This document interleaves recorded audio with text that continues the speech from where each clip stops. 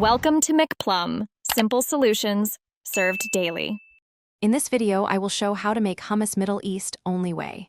Start by soaking chickpeas overnight, then simmer until very tender.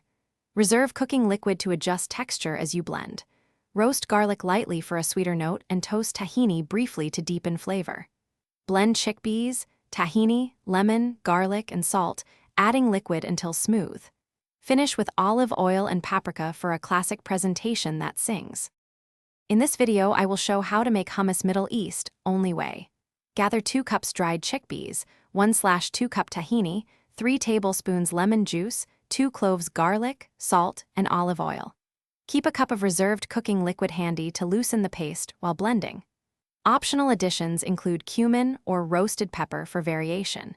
Use room temperature ingredients so flavors and texture meld smoothly, yielding a silky and balanced hummus. In this video, I will show how to make hummus Middle East only way. After cooking chickpeas until ultra tender, add tahini, lemon, and garlic to the food processor before the chickpeas to help emulsify.